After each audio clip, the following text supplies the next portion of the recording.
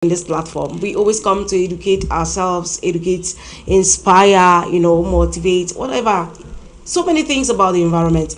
And today, I said earlier, it's going to be amazing. It's going to be so sweet because we are learning some things new. We'll be looking at birds because birds has their own place to play, or they have their own role to play with the environment. But before I go straight, we go deep into our topic of discussion, or our discussion point of today. I want to warmly welcome my co-host. I want to talk to Shay. Hello and good evening. It's a pleasure to be with you again on today's platform of the show. Good afternoon, Favor. Good afternoon, viewers. It is always a pleasure to be with you here, Favor. Yeah. Today we are looking at something I don't know how to call it. We look at birds. No, it's not regular. We hardly talk about birds. I'm sitting. I have my pen. Because I have to write. Of course, I really have to write. Talking about having a specialist from University of Boya, somebody who has been in the business of conservation, wildlife. We have a lot to learn today. Of course. What are your expectations of today's program? Well, as you said, birds are not a regular thing we talk about, so I'm learning. I'm here to learn as well. Not only the televiewers, all of us we are learning. Of course, learning never ends. Yes, learning never ends. Talking about our special guest for today. Before I introduce our guest, I would like to share with you our topic of today. Before I introduce our guest, here we are looking at something very exciting. Okay. Today we are looking at migratory birds. Now, have you ever heard of such a bird before? I mean, before now. Have you encountered such a species? Well, I wouldn't know if I've encountered one, right? Because maybe I've actually come across one, but I don't know it was a migratory bird. But before the topic and everything, I had no idea. Like birds were, we just know, like we just see birds flying in the air. We don't really know. We have a particular one. We call this one migratory birds. We call this one. So, I mean, I'm excited, of course. Because you're going to learn a lot. Now, this is where we introduce our special guest, all the way from the University of Boya. Please, dear televiewers, join me. Welcome, Mr. or Dr. Bontu Pascal. Say, I pronounce the name well, Bontu. Yeah, I think it's Buntu. Buntu. I did not pronounce the M. Mr. Buntu is from the Department of Forestry and Wildlife, all the way from University of Boya. Sir, we are thrilled to have you onto this platform of the show. Yeah, thank you, Madam Favor. Thank you, Madam Shay. You're welcome, sir. It's my pleasure to be on this platform and to have this dialogue, and maybe we thrill our televiewers on what migratory birds are. Of course. Wow. We're excited. We are really excited because normally say we know birds. When you say birds, everybody knows birds. Now when you start going to another name, migratory. But when you hear, like, just as a person, yes, somebody who knows English. Okay, someone knows English. Yeah, because we don't really know English that much, right? Yeah. Hear the word migrate. I'm thinking about migration, probably something that has to. All birds move. Then I'm thinking about migratory birds. No, that's the word that consoles me. That migrate. So does it play a role with the name of the bird? The word that migrate. Migrate means movement. But again, all birds move. So why would they term a particular species migratory? Because I mean, we don't have birds that that stay just in one place, right? All birds move. But yeah. Talk about migratory, it must carry something behind that. Actually, like you said, the English language is there. Migratory means they migrate. Not all birds migrate. In this sense, birds move, but not migrate. Okay. It means birds have a certain range, like all animals. They have a range at which they move. But migratory birds are those birds that move quite distance. I mean, from continents to through continents, through oceans. They cover, kilometers to other new areas out of their range. So they mostly move within a defined corridor. Defined corridor defined by the area's geography. The climate.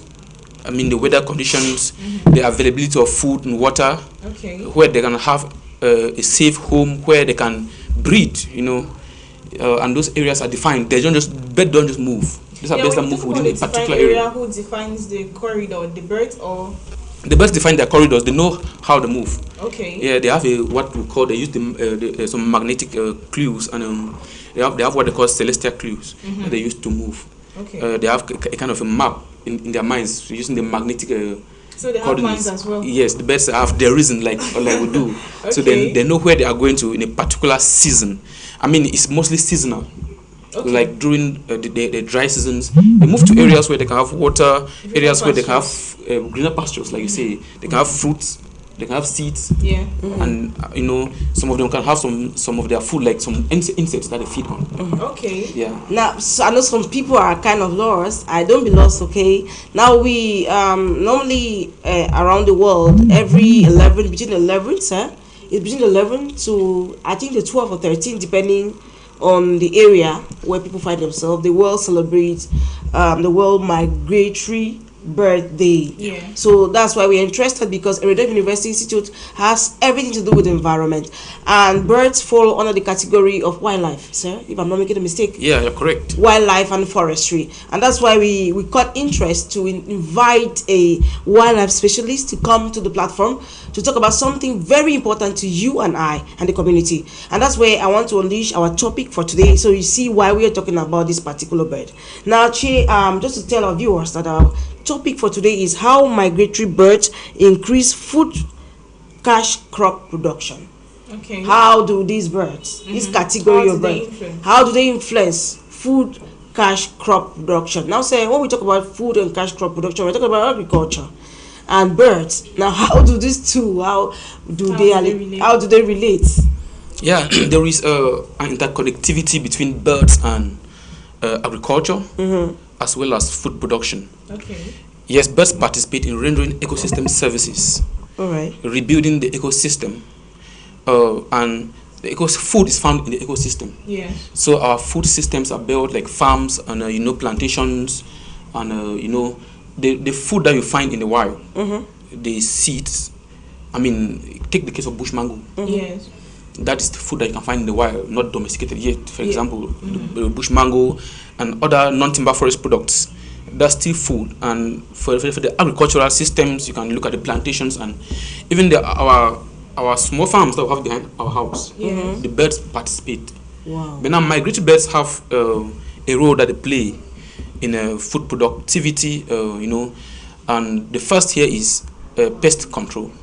Pest control. Yeah, they struggle to control the pests that you find in the farms. There are some invertebrates that some insects that some birds feed on. Okay. And in particular seasons during within the year, when the farms are being infected by those pests, when the birds pass, they will feed on them and release the farm of that stress, and that's definitely going to increase productivity in the farm. Yeah. Wow. Now we see where the importance of these birds is coming. But we have some birds that feed on that Pests actually too. destroy. Yes. Birds that actually or destroy. insects. Not insects, birds. Yes. It's on both sides. Yeah. But I think that we're talking about migratory birds here. Oh yeah. And I think the advantages outweigh the disadvantages. It's not all about biscuit. It's not all about nice. The birds also harm some farms at times. Of Yes. But then I gave one importance, and that was pest control. That was just one. But think about soil fertility. Yeah, because Yes. when they're taking it, they definitely have to send out the waste. Yes, the first is that they send out the waste, and their waste are very rich in nitrogen, phosphorus, and potassium. And most of our fertilizers are NPK. So these birds, their farms where they find them inhabiting, the farms become very rich because of their droppings. The droppings make those farms to be extra rich. Fertile. Yes, fertile, and it increases productivity. Now, so which crop actually benefit most from these migratory birds? Yes, these are not, the birds are not that large. They are not like cattle, so their dungs cannot be that heavy. Yes, but we have not yet quantified to say this crop can benefit better than this crop. But there are crops that are heavy feeders. Definitely, it will be smaller crops that need lesser food as compared to larger to larger crops. plants. Yes. Then I think there is also the aspect of seed dispersal. When these birds move, at times they eat the fruits with the seeds, Okay. and as they excrete they send out the seeds. This helps to create new ecosystems, build up new forests, and increasing forest cover. And even some seeds that are found in the different countries, you find them growing in another country because this birds, yes, they help to disperse the seeds. And in that case, they are building the ecosystem. They do that even in the farms, and they enrich the farms with new seeds. And we also look at the advantages of these birds in terms of pollination. I wanted to talk about that too. Pollination is very important. If there's no pollination, we are doing a program where we have some grandmas that are watching us, and some of them are farmers. When we go some words, maybe they might not understand. When you say pollination, maybe you kind of define it to some of them who cannot really understand the word. Okay, pollination is just like breeding. When plants want to breed, they have to transfer the pollen grains from the anthers to the stigma. And in biology, we were told that we have cross-pollination and self-pollination.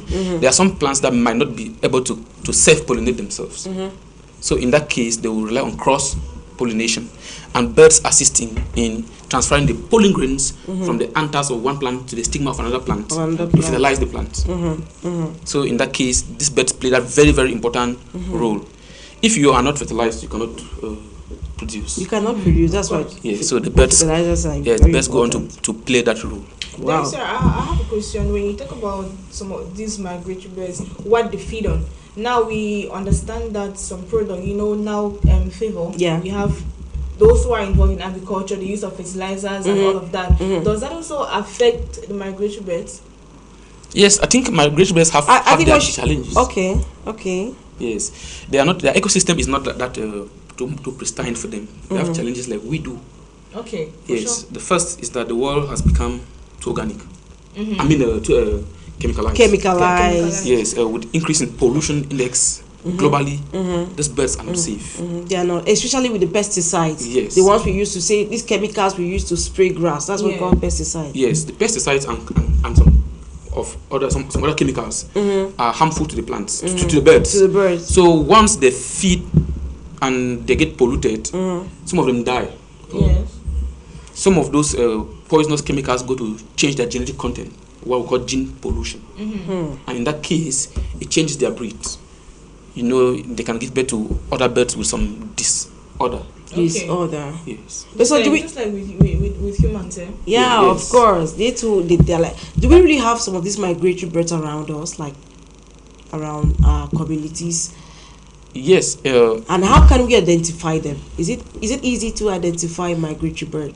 Yes, you can identify them by their species, like some band swallows, some martins. Those are some species of migratory birds, and you can easily find them around here. If you go down to our coastline, you find migratory birds around our coastlines. Like around the sea? Yes, around the mangroves. Okay, the mangroves. The wetlands. Wetlands. Because the wetlands are constantly wet, which means that their productivity runs throughout the year. Yeah. So even during drier seasons, they are able to produce seeds that the birds will feed on. Okay. And because they are found in these wetlands, the birds will have water to drink at any time.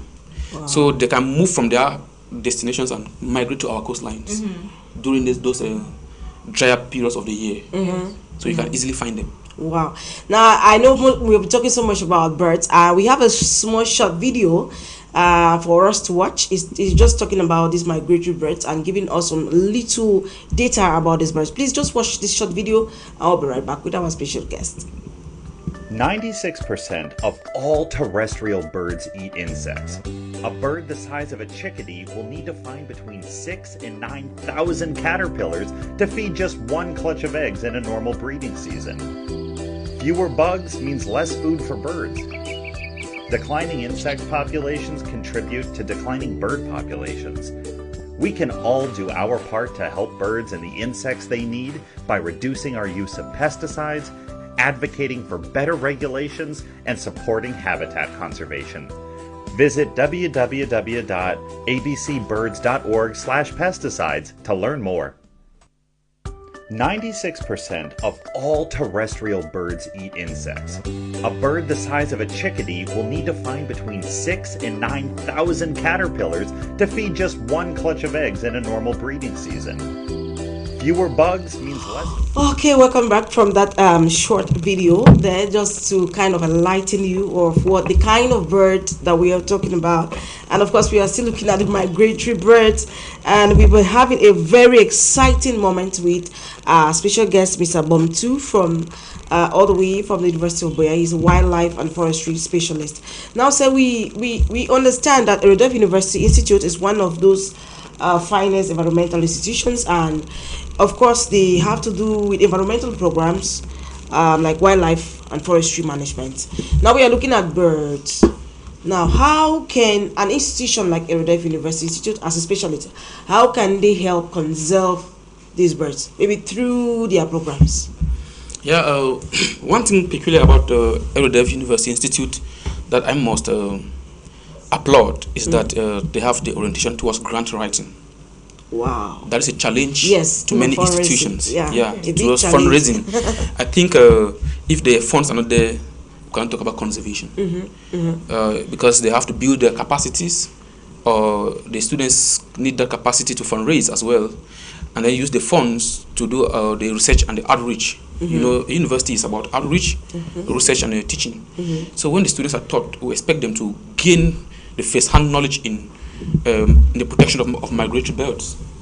And the forestry program in Erudef, as well as its wildlife management program, stand a better chance to drill the students. Because they will know the diversity of the birds, their behaviors, and how to protect their ecosystem, the habitat, through their forestry skills. Okay, so, through their forestry skills. Yes. Forestry skills. Skills, yeah. Okay. The skills they gain. Erudef is training them definitely to see that they gain skills in ecosystem restoration, conservation, and protection. Which that's a program. That's a program. One of the programs of Erudef University. Yeah. So which means that they'll gain the skills, novel skills, to see that they can protect the ecosystems, because that's the biggest threat to wildlife when the ecosystem is destroyed. Yes. I mean, building it and restoring it. And restoring the ecosystem. Now, it's easier to destroy than to fix. Yes. Hey, it's not easy with wildlife. If you destroy the habitat, I tell you, if you are carrying out a successful valuation, you notice that what you spend to rebuild is 10 times what you destroy. What you destroy. Yes. Exactly. Now, their wildlife program in Erudef we also push the students to know the different kinds of migratory birds, like we said, and how to conserve them. They also give them advocacy skills, how to advocate for these birds. We said the birds are not having parents like us. They don't have homes. They don't have lawyers like us. We are the ones to talk for them, care for them, think about their health and their well-being. Because the benefit us is not even about them. Because of the advantages that they're giving back to us. Yes. We are basically just using them for our own interest. Think about the food. The question you asked on food production. Yeah, food production. Imagine that the birds don't play that role. Exactly. And I challenge you that one day, get up by midday when you are tired, hang on your balconies, and we are stressed. Try to watch birds and try to imagine what they are thinking.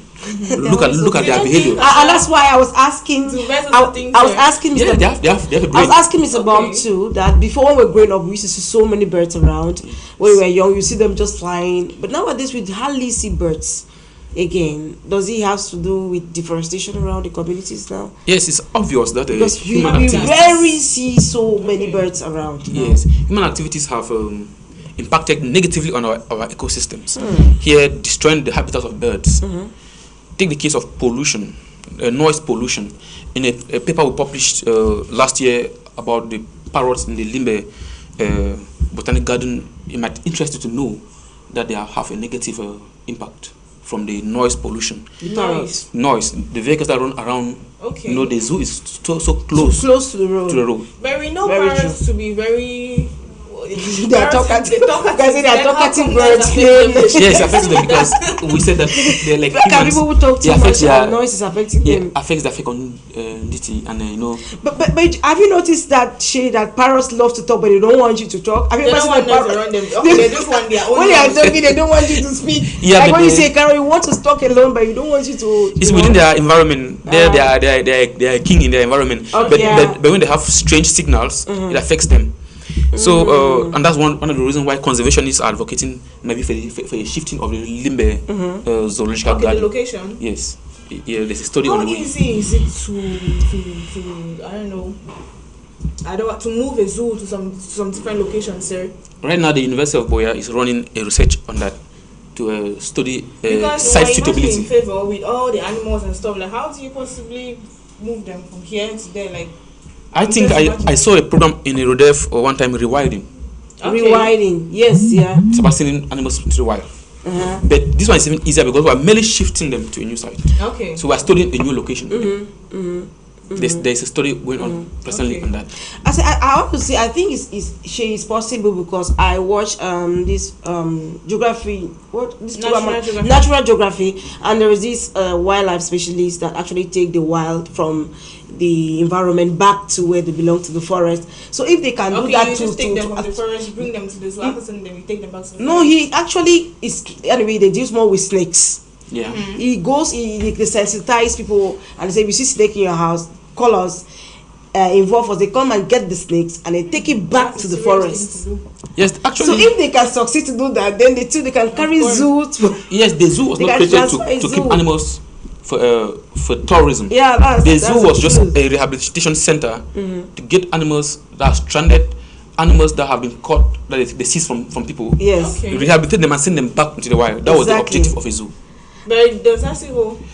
In Africa, there are about a number of projects are succeeding, but it has not been easy. But it's possible. It's possible. It has been done. It has been it's done. ongoing. I've never thought of a zoo like this. All we know of zoo is a place where you go to see animals and a leisure and kind of. Yeah. Now, so this Erudef University Institute is I must say, as you said, you are trying to give us ways in which they can get involved in empowering the students to be able to conserve these birds.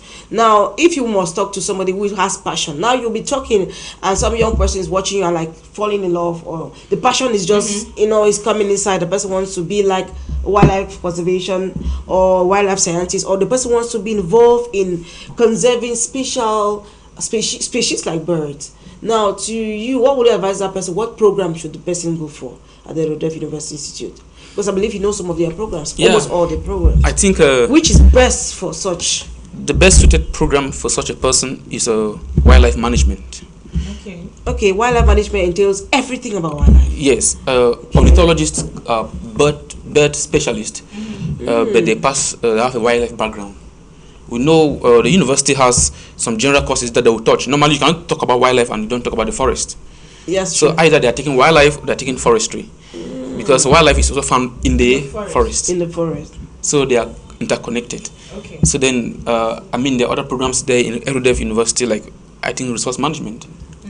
Okay. And those are also good programs when a candidate can choose to study resources on a general scale, then specializes at the end on wildlife and might be pick up birds or ornithology. This program, resource management, what is it all about? It's about studying, managing our natural resources. Okay. And here you can be some can manage forest resources, some can manage wildlife resources. Skill of managing resources, then you choose a particular resource. Yeah, you then specialize. Okay, now you specialize. Yes. Now, what would you advise peacemakers, policymakers, or NGOs or people around the community on best ways in which we can help these migratory birds?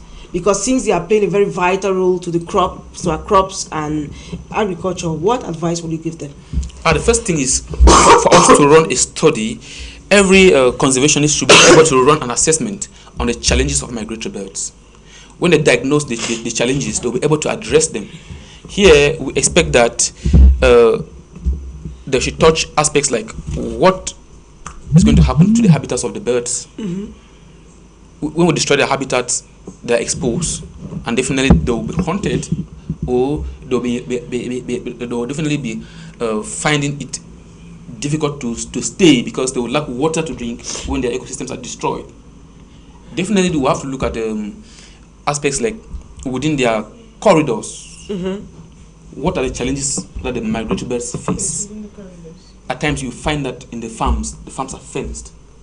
Okay, farms are fenced. Yeah, some farms are fenced. So they find challenges. Yes, they're fenced. They have challenges when they fly. At the time they hit their wings on the yes, fence. like especially gardens. Yes, kind of. Yeah. Because I know that we're talking about fences, the sites, right? Or does it also have to do with No, just at the side when birds fly, time they fly at a certain area. It's like children playing their house. Yeah, Okay. they can. Yes, It's they fly and any- they hit them Yeah. their wings. Even collision. At times you find birds flying and colliding with vehicles that on roads that you find them along their migratory corridors. Okay. That's why you see that at times you find people advocating against roads in national parks Okay. because they'll just fly their animals, right? And the vehicle is coming, they collide.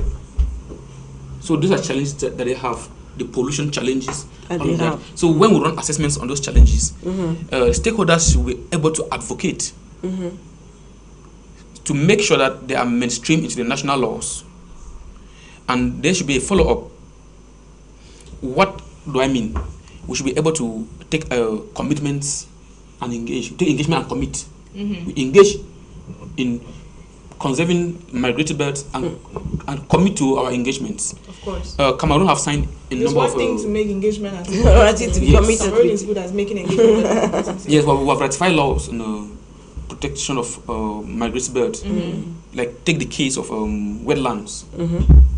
People should not be constructing on wetlands because yes. those are areas of migratory Birds. birds. Take refuge in such places, and when you come and destroy that ecosystem and you construct on the wetland, the migratory bird has It's nowhere to destroying go during the dry habitat, seasons. Imagine that. Definitely, their population will be dwindling, and you find that they are also exposed to hunting and other environmental stressors. Remember that climate change is a very big one. Very, very big one. It affects their habitats, it affects their lifestyle. I mean, like we're crying about heat wave today. The birds are not safe. They are also involved. So they too are suffering like They are us. suffering like us. So So don't you think that we need a lot of awareness raising in every aspect, because everybody now is suffering, the animals are suffering, humans are suffering, ecosystems. it's very important. We must step up our advocacy. For generations by, we have been talking about conservation. I mean, it appears as if it's a mirage. Yeah. We must have to take action. Exactly.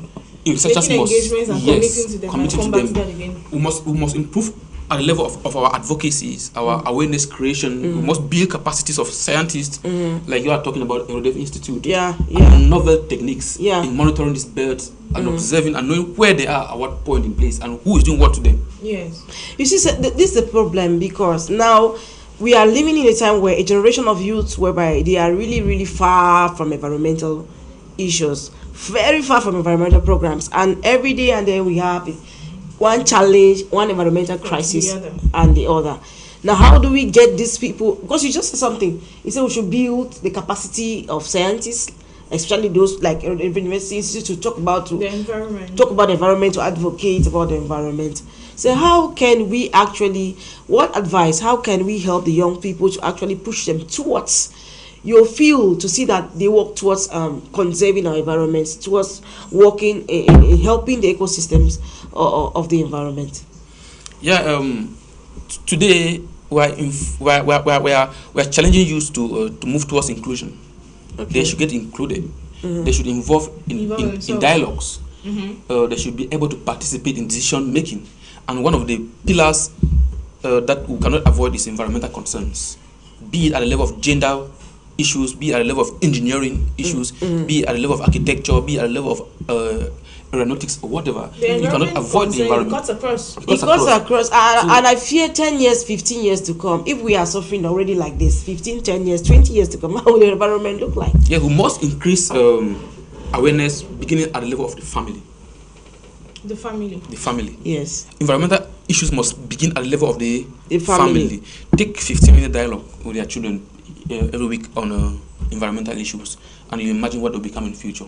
You imagine how our environment is going to look like. That every 15 minutes, it's not only about preaching the Bible. Even during devotions, you take 1 minute or two Talk to about your children realities about the environment. Those are realities that they cannot avoid. I mean, if you watch Kenya is suffering a terrible flood. 2 weeks ago or so, it was Brazil, and it was Afghanistan the other day. So we have no way to go. The world is there watching us. If we don't protect our environment, the environment will hunt us. Exactly. I mean, we are protecting it. It is for us. it is a choice. If we protect it, it's for our good, and if we destroy it, it's still It to our detriment. it's still to our detriment. Now, viewers, I want my guests to catch a little bit of breath. When we come back, we'll be talking some very, very much important things about migratory birds. Please don't move a muscle. We'll be right back.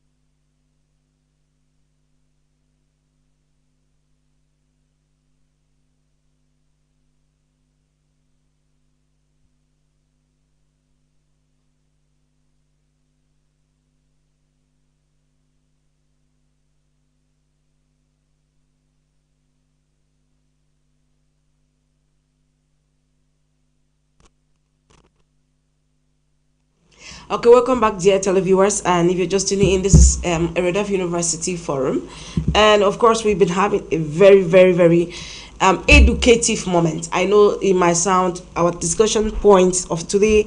We all know about birds, but we might not know much about migratory birds, and we might not know the importance of this species to the environment. We are not looking at the environment; we are looking at how important this species is to the farm, to the crops, to the ground, the soil. And I know you farmer, you students, you watching us, and it might sound okay. Everybody has a role to play. Now, say we are back again with migratory birds, and of course, today we are looking at how the importance they play to crops, cash crops. Now, is it very, very? Is there a way that you could fix your farm in a way that it could attract migratory birds, because you know of their importance to your farm? Is there a possibility to make that happen? Yeah, it is possible by enriching your farms with crops that definitely will have to produce flowers, and for them to attract pollinators. And some of them, like bees, are attracted. Birds are one of them. Okay. They will get attracted. You don't need to even do farming within their corridors to let them come and be removing the pests for you. But then they'll come when they are moving along their corridors. They move beside the buffer zones looking for food, and definitely they'll move into your farms and assist you to destroy the rodents that are pests within the farms. Okay. And that's going to increase crop productivity. So it's about enrichment of the farm. When the farm is enriched, but the integrated pest management is a concept where at times there's some birds are brought on board in integrated pest management, where they'll be able to destroy the pests that they'll find in the farms and increase productivity. So you can try to implement integrated pest management within your farm system. Wow, that sounds really interesting, especially to farmers. Now, I want us to go back to the institution. I want us to talk to about how can Erudef University Institute actually engage their students into participating in, let's say, can I say conservation of these birds, or how can they engage their students into getting closer to knowing much about these birds and how we can help the ecosystem? Yeah. Erudef Institute should be able to push the students towards gaining interest in ornithology, studies of birds. Ornithology. Yeah. That's the studies of birds. Yes. So please, if you've never heard this word before, so call it again. Ornithology. If you have passion about birds, maybe when you come to Erudef University, see you want to specialize on. Study of birds. So, and through their student clubs, they are expected to build synergies with other universities and other institutes of learning. They get down to the schools and improve on awareness in clubs, in primaries and secondary schools, pushing people to gain, to increase awareness and to gain the passion for birds. Especially with the younger generation. I mean, they're the future. Yeah, then technology. Yeah, The technological technology. aspect. We must struggle to bring on board technology, because if we don't, we'll not be able to model the scenarios and do what we call predictive modeling. What is going to be the abundance of birds in the next 20, 30 years. 30 years. Yes. Wow. And with technology, we can be able to monitor these birds and know where they are. Like I said, you know, we have Are those mobile technologies acoustics. already available? Yes, there's what we call mobile acoustic technology Okay. that you can use to study these birds even as they're moving. You follow them up.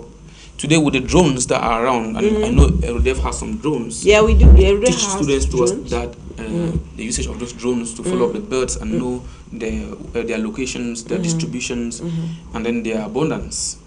So we must struggle to work together with engineering. Okay. Oh, okay. To see that will build engineering solutions. We use our scientific skills in bird protection to build engineering solutions. That's going to aid. If we avoid that, the world has changed. Coming today, we are talking about the computer. We are going now into artificial intelligence. People are going to space. People are using satellites to study issues, and we are not left out. Of course. We cannot.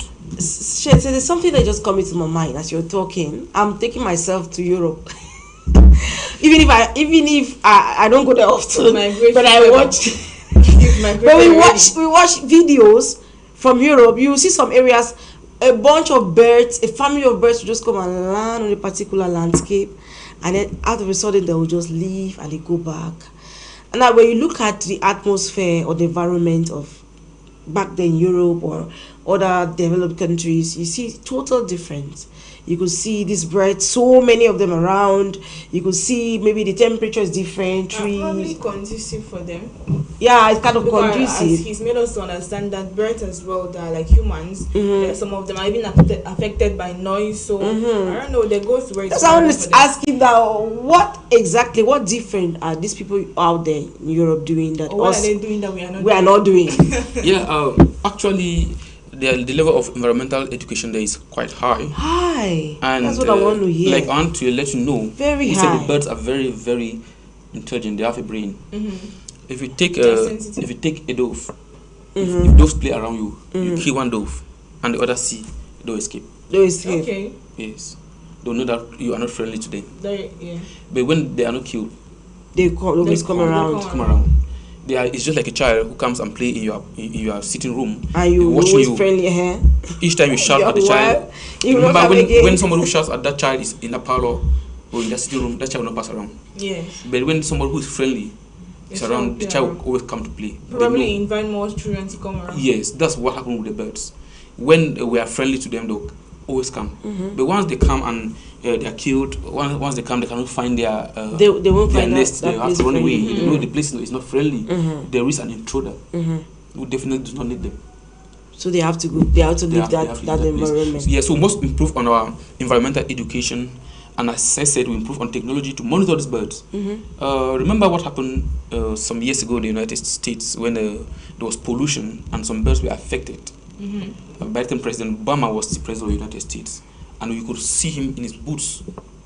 He was flown to that island. I'm sure he was around Hawaii, where he had to be flown to that island to rescue birds. They were struggling to rescue the birds because their environment was in danger. So that is the kind of spirit that we have to inject into our And this is citizens. where Erudef University Institute comes in. So we really find it, I don't know, we really need to, these people should really know the importance. It's not about this institution, but about that education, environmental education. So what can you really look at that camera and tell parents about environmental education and why you feel that Erudef University Institute is not because it's an institution, but the fact that it has to do with environment? Why is it very important for them to send their children to study environmental programs? Yeah, I would say that as a lecturer, we have a responsibility to build and to encourage education wherever it is. And Erudef is one of those schools that have the innovative programs, like we said.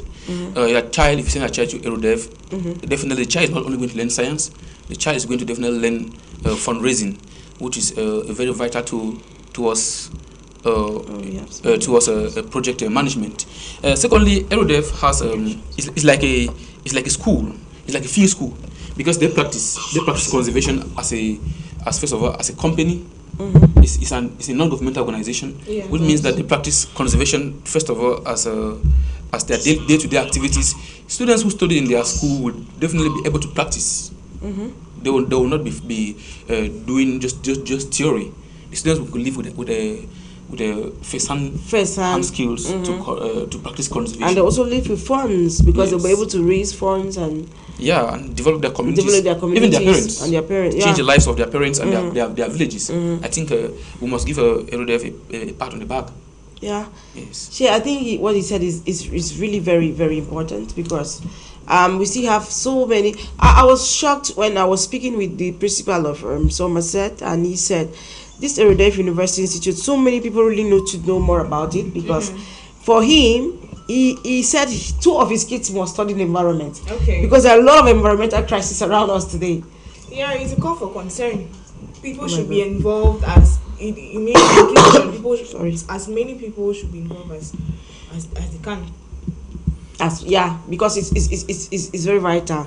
Now, just like what specialist is saying, that is very, very important for parents to see the importance of sending their kids to studying environmental programs, maybe coming to an institution like Erudef University Institute of Applied Biology Research. I think it's up to date, sir. Yeah, I think we did programs. The programs in the Erudef were coined not long ago, so they followed contemporary issues and the needed skills for students of our generation.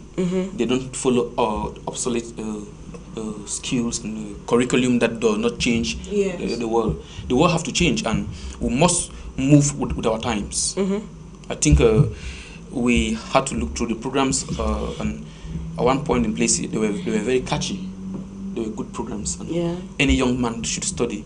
Remember, today we have STEM: science, technology, engineering, arts, and mathematics, which means that studying the environment is no longer an issue of the science student. Yes, it's not. It involves everyone. That's what I used to say. Even when you go out for campaign, you're trying to talk to people that are like, okay, no, they're artists. I'm so artist.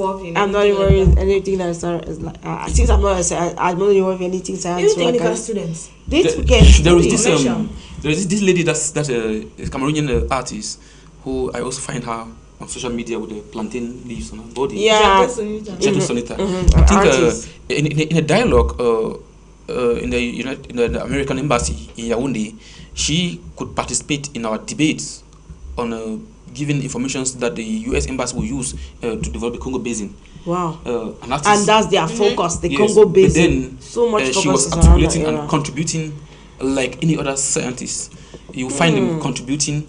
So it is environmental issues cut across all sorts. It cuts across. Like, I always say it live on air that I never really got in my O levels. I never studied even biology, but now as I'm an environmental journalist. I can boldly say because I've had passion in it, and I'm doing a lot of research about it, and I believe any other person can fit it for herself. That's why we have programs like, even though we have programs.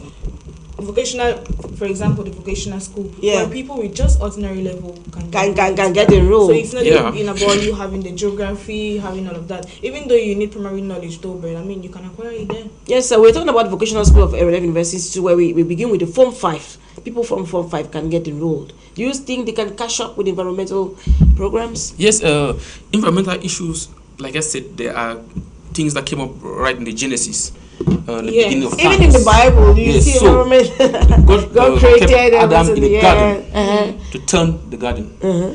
Secondly, like I said, parents should have to be able to put in 2 minutes during their morning devotions. And they should also be open to the idea, because at a point in time now, even if some children went back to their parents, they will expect them to talk about law, doctor, because those are I don't know, should I call them the selling jobs or the popular ones? You have to be a lawyer, a doctor, a banker, but now when you talk about the environment, it's a bit strange. Like, okay, it is strange. Yeah, it's an impression that we build, but environmentalists, you find them teaching in medical schools, because medical doctors will have to know about the environment. The environment. You find them teaching in engineering schools, being you did journalism, and I think you were taught environmental journalism. Environmental journalism is a master's program in a stick in Yaoundé, if I'm not making an error. So you notice that even at the level of our churches, I have said children should be taught, even during devotions, take 2 minutes to tell them about the environment. Sensitization at every point. Like yesterday, I got up, my neighbor just decides my small tree that I planted. The girl she was just taking off the leaves. According to her, she was cleaning. You know, that's something that we always pamper my parents since before they died. They has always been there, always cleaning the place. She just decided to. She was just picking the leaves, and I said, "Mama," I called her, discovered that it was out of ignorance. And when I kind of sensitized her, she was really happy. She learned something. So I think everybody has a role to play. Because at the end of the people the advocates, like what they were saying, they want to do it because they don't even. They don't know. Yes, but they are green jobs. If they must, there are green jobs today that you must not think about medicines or aeronautics or engineering. Green jobs will put food on your table. I'm telling you. You can count the number of non-governmental organizations in Mboya. And just assume that each of them will recruit 10 people, multiply by the number of organizations and those that are impacting the villages. Remember, for every activity, environmentalists hire local consultants in every village. Yes. So imagine the jobs that are created along the chain. Let's not even go far. One of the present project that Erudef is running, one of their projects is we have to do with the babutus. And now, like I say, 70% of the people that are employed are from the village. Those hunters. You cannot be in Boyale. Yes. You need those who those hunters actually, they are living a big life. I'm sorry, sir. The one that came to the office, they have bought them new handset, these Android phone, good ones with this power bank, GPS and everything. GPS to stay in the forest for long. Like, so this can only be done by green. I just said talk about green jobs. Now these people had the opportunity to have this job because of the environment. Because they actually accept them because you realize that those are hunters, people who had been hunting them. Now they've seen that we don't. At the end of the day, if you are telling them not to hunt, you should be giving them an option. Because if we are allowing hunting, what are we doing then? Yeah, there must be an alternative livelihood activity that they should do. I once challenged environmentalists to also run evaluation. If you are asking him not to hunt, you should not only give him a single beehive. Think about his livelihood activities and make sure that what you are replacing should be able to put sustain him. Bread in the basket. Because at the end of the day, if he cannot, he's going to get back to what he was doing. Yes. We're talking about environmental concerns, and we're saying that if we don't protect the environment will hunt us. Yes. The issues, our government, the Minister of Health, sent a release. A communique 2 days back or so, informing us that the heat wave is going to continue. The rising temperatures. Yes. And asking us to take precautions. And environmentalists are the best people to assist the government. I went to do a research and noticed that the people need trees in front of their homes. Because every evening they come and sit. Yes, every evening they sit under the trees in front of their houses because of the heat. They cannot stay inside. The heat. So if we don't think that everybody in Boya should have a tree in front of the house, they will make an error. Because those are adaptation measures. Yeah. And we must practice them. If you are building today and you are thinking just about the money, and forgetting that your house needs a tree, tomorrow when the house becomes too hot, with power outage, you will not be able to sit in the house. You will be forced to go and sit in a bar. But then the tree is there, you can sit under a tree and feel very comfortable. So we must struggle to protect the environment. And if we build the environment, if we restore the environment, we are restoring habitats for our birds. Of course. The migratory birds will have where to stay because those are their habitats. That's true. Wow. A lot of beautiful things I've said here. I'm so, in fact, we have learned a lot, and I want to believe that our viewers too have learned a lot of things. We are our time, we are drawing close to the end of the program, and before our guests give us the last words, maybe you have some things to want something to add or to ask from our viewer. But if not, while she is coming up, sir, we have just few minutes to go, and this is Erudef University Forum. And you know that many of our parents, many people are still not versed with environmental programs or environmental institution. Now, I want you to just talk to people who might be watching you, and maybe they are interested in wildlife because that's your specialty. Now, someone who is interested in wildlife, just tell the person summarily how can the person begin, what programs can the person take at the Erudef University Institute, and how long would it take the person to become a specialty like you? Yeah, indeed. I used to study wildlife, but I'm an expert in biodiversity and climate. So wildlife being one of the biodiversity species, wildlife is part of an aspect of biodiversity. So we are saying that students should gain interest in issues of the environment, especially wildlife. Remember that like we can domesticate pigs behind our homes, so we can leave fowls in our poultries. The wildlife don't have a home, they don't have a father. So please, we should gain interest in protecting them for sustainability. Our children need them, the ecosystem need them, and we need food, and we will not have food without the wildlife. So please, I encourage a young person to have interest in this subject. And if you are very interested, the Erudef University, being one of the institutes that can build you, will run programs related to wildlife. Like they have wildlife management, which is a flagship program that can be able to build you up to, with the innovations in fundraising, will build you to become a CEO. Wow. You will create jobs, you will not be looking for jobs.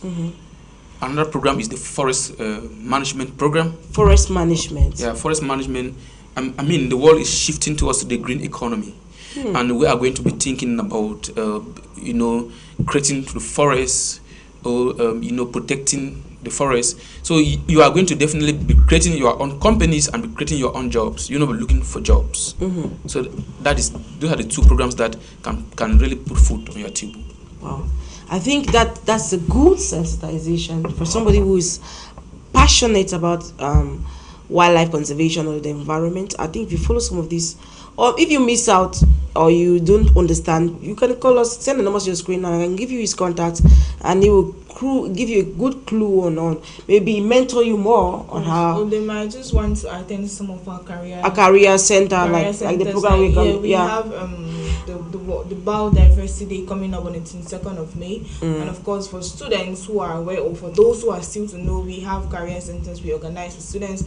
But now, understanding that the GCA2 is at hand favor, those who can make it will still be very much available to welcome you. It's always a very awesome time. It's always a very good seminars. Career center. Career centers. We get to enlighten you. Yeah, they enlighten not only you. about the university, but the environment. The environment. And come to think of it, it, sir, biodiversity coming up on the 22nd. I think that's a very important day too. We are almost rounding up. I think, don't you think it will be very good for students, for people to make up or come for this seminar, because Erudef University Institute is actually organizing a seminar in line with biodiversity coming up on the 22nd. How important can that day be for our people, especially our young people who want to venture into the environmental sector? It is going to be a very good one for them to come and be sensitized, to have first-hand information on what biodiversity is. At times we just talk about biodiversity, we don't know about ecosystem diversity or genetic diversity or species diversity. We just talk about biodiversity. But in a seminar of that magnitude, they will be drilled on what biodiversity is and the career opportunities that you can have if you pick up biodiversity studies as a domain. Okay. So it's very, very important. Please, Biodiversity Day is coming up 22nd, and this is going to be a seminar organized by the Career Center of Erudef University Institute. Last time we had a wonderful time with some students. Please, we are inviting you, whether you're a student or you're a parent or you're a graduate and you have interest in environmental programs and you want to be mentored on this, please make sure you keep it the date 22nd of May, and you can call the numbers on your screen or text us. We'll give you the directives where the institution is located. Now we are almost saying a goodbye, sir. Maybe you give your last words to our viewers before we go. Well, we're happy to be and we expect that next time the viewers should be there and they should turn up for their career opportunities. Erudef Institute is building people, and we think it has come to stay. Yeah, indeed. It has come to stay. It has come to stay. We are saying a goodbye to the viewers, and maybe you have one or two things to. Sorry, if I should have one thing to say, it will go to the policymakers. Yeah. Making engagements and committing to them. That is the one thing I would say. Okay, yeah. Policymakers, we too are involved. We are course. getting here. Wow, it's been awesome. We had some few people were actually watching. Some people were watching, and some were sending their reactions. Thank you very much. Claudine said her reaction, and our overdose guy. Thank you very much for watching, and viewers. It has been awesome, and Mr. Sir, I want to say thank you so much for coming. Thank you so much for spending out this awesome time with us, telling us much about birds. And we hope to have you again.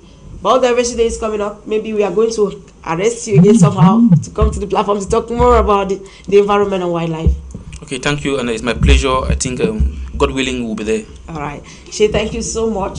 Thank you. We're always there together. Viewers, on this wonderful note, that I want to say we're wrapping up the show of today's episode of Erudef University Forum. It's been awesome. We were talking about migratory birds.